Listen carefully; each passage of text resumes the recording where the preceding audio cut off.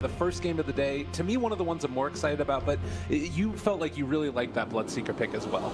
I did like the Bloodseeker pick, but I was more on board with like what Will was talking about, that massive amount of team fight that VG does have. I was also just happy seeing ROTK sitting down at the computer. You were laughing about it a lot. You're just like, ROTK's top lane. That's why you want, especially when you want to read, like, know exactly what matchup you want to get. You want to know that they're going to be sending that Necro top. You always want to TP as these supports early on to get that situation happening. Necro is going to be in some trouble. Great hit bash coming out. Yeah, now the Coconuts bounce it back and forth, but they're already able to pick up the rune and back away for now. Looks like EG going to be able to escape without too much harm, I would imagine. They do have another Impale in just a second, but Crit's going to get the jump away. He's on the low ground, though. Actually ended up not quite getting it, and, well, with that slow, they're actually thinking about turning back around onto Fade. Fade in some trouble. It looks like he's going to end up dropping as well. First blood drawn by Uni. Necro left the fight to go block the freeze for his teammates. So they kind of split up there. Big problem happening. You don't want that happening in your tri lane. Not even the 1 point. Usually it's pretty value to get that. Top lane. Easy kill again. Uni and Fear getting together to find that kill onto the Witch Doctor. These are two of these. Sumail. It's obviously a huge amount of gold coming back their direction, and he is pretty far forward here. Did they even have the damage? I guess with Maledict, but it's only level 1 Maledict. Oh, this is pretty tough to actually make this work. They need the initiation to come from the Coconuts. They're going to walk forward now. They're underneath the ward. There's going to be a catch. The silence is there as well, though, and the turnaround, Io shows up. Mr. S not going down. The charge is coming through from Fear as well. That's all gone wrong for VGJ again. Oh, it's very hard. That's the problem with playing versus a Wisp team. Like, if you go for these type of ganks and your damage is already minimal, I'll just TPs in and counteracts everything that you're doing there. This is already looking pretty disastrous. Siler's just straight up jungling. Arteezy and Fear just kill Yang bottom, and now they're going to put the pressure of the tower on top. They start blood raging him with that liquid fire. Start sieging the tower a bit. Bottom lane. VGJ again set up. They realized right now that the Bloodseeker's in the area. Sylar going to get caught. They have the silence out as well, but again, a lot of damage onto this lone druid. The Coconuts were bouncing. The right clicks are there. Might be enough with the mouth as well. Maledict, excuse me, but Io comes in and they're able to get the turnaround. So even when it was looking like there was a possibility of something good, nothing for free. Oh, that's good. This is really, really bad. Even though they have a Necro in their lineup, he is very susceptible to dying to what EG does have at the moment. And it's problematic when Lone Druid's free farming during all this, and 8k gold lead on top of a 5k experience lead. Experience lead will level up to get lots of skills, but relocate, Yule's Scepter lift up, they caught themselves the big bad wolf. It's not looking too bad right now. He ends up dropping in spite of the Shrine heal. Like, yeah. This Lycan is going to really struggle. I mean, that Bloodseeker pick was absolutely perfect versus Lycan. Forward in the Radiant jungle, and the charge is going to come through from the Spirit Breaker. Right now, PGJ don't realize that this is happening. They're also bringing Yang down to the bottom, and this is scary for Thunder, even though they have the Urchin coming. He's not here just yet. Yeah, scary stuff indeed. Macro Pyre already down. They're caught for the moment. Coconut's going to bounce as well. But this is going to be the Nyx assassin already dead with the silence. And, well, Fear's caught himself another. Meanwhile, the Necro going to get caught as well. Urchin coming in. Can he make anything happen? No. It's a little bit too little too late. Well, it looks like they're going to lose that Witch Doctor as well, as he is eventually going to get ran down. He's making a few good work for it, but got him. Got the cast in the Maledict on him. Yes. That wards win you games. That vision was perfect for the charge. They saw exactly the trap that Thunder was trying to set, but little did they know the trap was being set on them. And you can, before they even make the play, Universe already knows he's being stalked. He pings it out. He's gonna get gone on though here. Maybe he can get caught out with Shaker blinking forward. It's just maybe a little bit too little too late to relocate. It's gonna Echo Slam, alright, they bring him down. Not a bad way to start this one, but now they need to get out with everybody else. Fade is going to go down as well as the Witch Doctor, and now they fully committed to this. Oh no, they're getting completely torn apart. Yang is gone to Necro. He can stay alive for a minute, but only actually a couple of seconds. They've caught Sylar as well, and well, he should be able to bring him down. It doesn't look like it. And now they commit to it, go to a rush. They've got Blood Rage, they've got Bear with Massive Menace, and Medallion finishes up on here. They threw the solo Echo Slam, but there's no one picking that up to out there. While EG has global potential. They have a shrine right there, they have a tower right there. On to RTZ, the Impale, no, it doesn't end up connecting. Yang is there low, trying to bring him down low, and they actually do it. They get to relocate into the trees. That's going to keep RTZ alive for the moment. Mr. S pops the BKB, turns the fight onto Sylar. He's ripping him to shreds. Oh, it was looking good, but only for a moment. And now VGJ on the full retreat. The Necro gets eaten alive. Echo Slam. It is not going to be enough. Sumail still lives. Oh, he does finally end up dropping, but it comes at a hell of a price. Triple kill for the low Druid. I think this game's actually just over.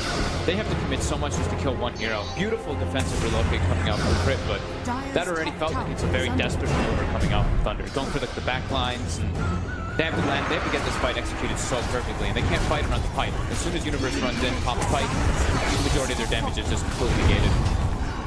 And this should be a clean, easy Rax for EG here. Yeah, this is gone completely. They're going to play it more safe. Play safe. Everyone's respawning. No need to take the risk. Sumail's dead too. They can take Shrines now as well, because the tier 3 is down. There is going to be the Lycan ulti used. They're chasing Sumail. He pops his BKB, ruptures, turns to fight, and well, now Lycan needs to run away. He is going to end up being brought down at the end. And now they've caught themselves with Earthshaker as well as the Witch Doctor ulti, but it's not really doing a whole hell of a lot. He falls as well. 3 gone, no buyback. EG looking to clean this one up.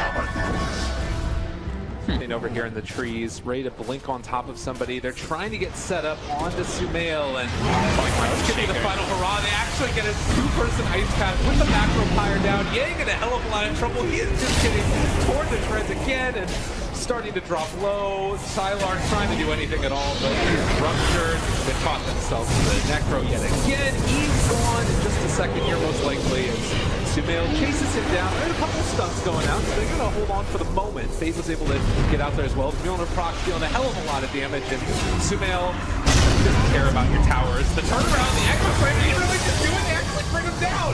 Sumail is the fall in 90 seconds, no buyback. But I don't know if it's going to end up turning into any more kills after the fact. They're getting bloodthirsty.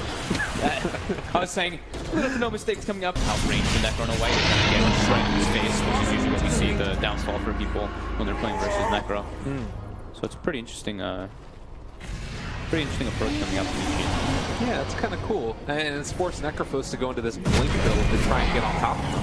They got caught. Yang is there. Sylar is going to try and run away again. Actually, maybe going to be able to bring down Crit beforehand. No, they get the fear. He's forced to run away pretty quick while he's ruptured. And GG called. Yeah. Yang has had enough. I think it's been at that point for quite a while, but they tried to stick it out. They didn't make some mistakes. But EG playing a very crisp, clean game. Minimal errors. I mean, Clockwork is incredibly good versus Pugna, versus Witch Doctor, versus Bloodseeker. These 3 get extremely punished during it. We saw it happening yesterday when Immortals picked the Pugna, and the Clockwork just went absolutely berserk. He killed the Pugna like 3 or 4 times in the laning phase. And EG's got a very fast blow, if I'm not mistaken. Sumail's not doing so good versus the Bloodseeker at the moment, though. 9-6 on Bloodseeker already, and 6-0 on Sumail. It's not looking to work so far as this Jakiro mid lane. And Sumail in a lot of trouble here. Definitely going to end up going down. First blood, I believe, unless they're able to slow him enough. No, Ayo finds that kill. Uh-oh. That's not what they wanted. They wanted this matchup to be the exact opposite with that Jakiro mid lane versus Bloodseeker, but Bloodseeker mana, you strike click the AM back. Top lane now also, they found themselves the clinks, the stun is there, they've got everything necessary to find that kill, and Yang is the one that picks it up. All things rolling good for VGJ in this game. Very close to having 6 there. 6, or they have a double ice path. That's an easy kill on the anti-mage there. Well, nothing comes for free. They force the AM out of lane, but they take the mid tower in return, while EG pushing bottom, and VGJ, they want to fight. They've got no hook shot online. They have Winter's Curse, they have SB ulti, but This is scary. It's nighttime. They're going the long way around as well. They're actually going to break the smoke now onto Yang, but will they be able to scout him out? They move in. Night Stalker gave him the vision. They spot out Crit. They spot out Sumail as well. The silence is there on the Fearbreaker. They caught him for the moment, and now actually interrupting as well with the cast. It's bouncing back and forth. Crit is already dead. It looks like Sumail is also going to be ran down here if they get vision onto him, and he can act up higher. He knew what was going to happen. Maybe he was going to go for the top end. They've got the old T coming out there as well. Arteezy starting to deal a little bit of damage. He wants to bring down one of these guys, but has he run to his death as well? Fear is here. Gonna need to TP out. Yang still trying to live, but will be eventually killed. Much needed pickoffs though, like scouted. Trying to TP to go first. This power is mine. Sylar Aegis was a DD on the Clink, so he's able to finish off his power in short order. It's Sumail that gets the last hit there. And now it's Sylar with an Aegis. So they wanted to be able to start tier 2s. Dire's middle tower is under attack. oh, are they really trying to take this further? Crit's there. They see him. He's in this now. Not so long, and now the Cowsmiths are going to start to bounce all over the place. He's in that up there, but it's not nearly enough. And now they saw him caught. He's going to end up going down.